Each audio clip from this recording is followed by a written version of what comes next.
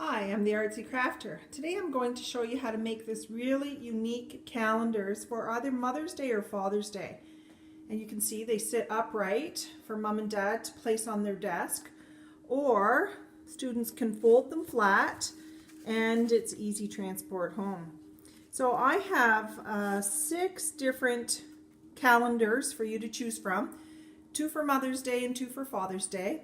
So I have these ones on the left here that are generic, and there are 9 different templates for each of the Mother's Day and the Father's Day, or students can create based on a blank template and some of the graphics I've provided. Then I have a do-it-all mom, a fishing dad, a do-it-all dad, and a shirt desktop calendar, and I'm going to show you how to make them all today. Alright, so stay tuned and I'll get all my pieces together. Okay, let's talk about the pieces you'll need. To create any of the bases for the 6 calendars I have, you need 1 piece of paper that's 6 by 12, and I use a medium to heavy cardstock. 1 piece of paper that is 6 by 6, and 1 piece of paper that is 1 by 6. Then students will need 12 calendar pieces. Then they're going to choose a template. Now, it doesn't matter whether you're creating a Mother's Day or Father's Day, they're all the same, okay? Choose your template, color it up, and if any of them have a required writing activity, do that before you cut anything out. This Mother's Day one, notice students are going to color the base, and then they're going to color some other options and then put glue just on the center of each of these pieces, and then when those are colored, glue those in place as well. So that's how you get the 3D effect. If you're doing the shirt desktop calendar, then choose a tie, a pocket, some straps, some buttons, and any little label that you want to put on it, and color that up as well. So I'll give you a moment to color everything. And as soon as you're done that, I want you then to cut out your templates and cut out your 12 calendar pieces. And come on back when you're ready for the next step. Okay, you're back. So let's start with the calendar pieces. Now, a note to teachers. Every year when you want new calendar dates, just go to my website and look for the tab calendar dates, and I have them, you can see, well into the future. Take your calendar pieces, all 12 of them, stack them up neatly. Then put the 1 by 6 piece of paper underneath, and you can do one of 2 things. If you have a single hole punch, you can take your single hole punch, and where I left the little dot, you can put a hole there, and then use these brads. A brad is nothing more than a little clip that expands on the back, and I just bought them at the dollar store. So put the brad through the hole and then open the brad from the back end. So slide the brad through, and then the brad opens up in the back end.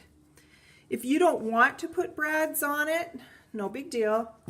Make it really easy on yourself. Just have the students hold their pieces in place and staple on both sides. So I'll give you a moment while you get your calendar pieces set up. Okay, you're back. So it must mean your calendar's dates are ready to roll, and you've chosen a template for the front of your calendar, and it's colored and cut out. I'm just going to set those 2 things aside for now. And now I'm going to take the 2 pieces of paper that I have left. The first is the 6 by 12. Now I have a good side and a bad. So what I'm going to do is put the good side up, okay? And all you're going to do is fold that in half. So line those edges up really well, and then crease with your fingers across. And then just fold it back on itself. So all I do is bring it back on itself. And again, line up those edges really well, okay? And again, crease. Okay, so that's what that should look like at this point. put that flat on your desk in front of you with the flap on the top. And then take that 6 by 12 piece of paper, and I want you to glue that onto this piece. So put glue only here and glue this 6 by 6 piece onto the top of that 6 by 12, okay? And come on back when you have that done. Okay, let's open that up now, make sure it's perfect. So again, crease it really well here, and you should have this effect, right? I'm going to hold it from the side view. This effect when it's standing up. So notice I can put mine now flat on my desk, and it should be able to stand up on its own.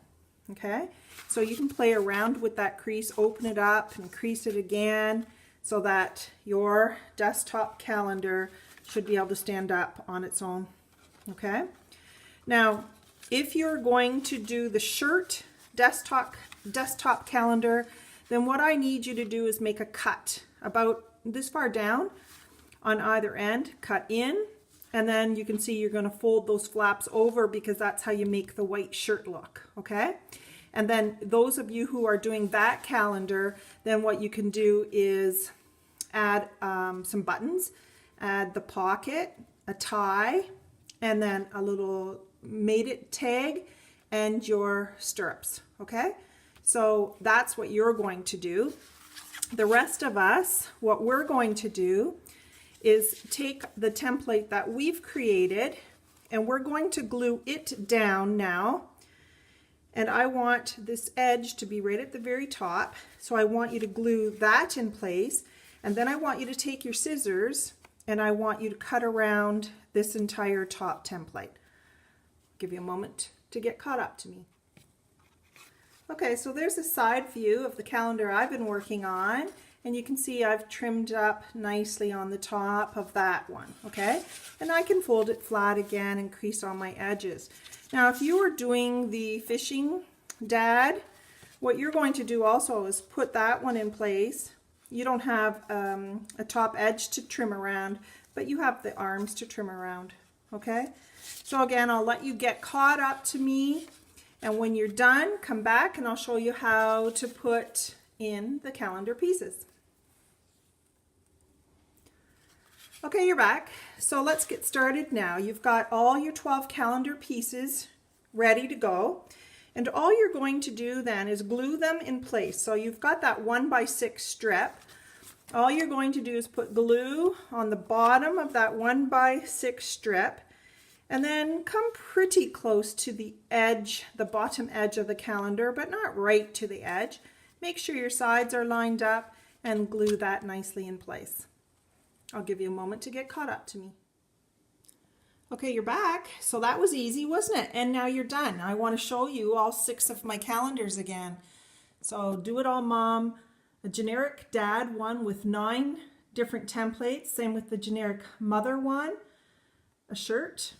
And there's the fishing dad. And this is the fix-it dad. Should be able to just rest up against this strip of calendar pieces that you have. And so there's my calendar that I just made with you. And if I take a look from the side, that's what it looks like. It wouldn't hurt you at this point to write a little message on the back of the calendar to your loved one. And then when you're finished, all you have to do is take that and fold it flat. Might have to crease it again a little bit. And there's your perfect little calendar to hand to a loved one for Mother's Day or Father's Day. So hope you love it. I've got loads of crafts available on Teachers Pay Teachers or on TES. And happy Mother's Day or happy Father's Day. See you soon.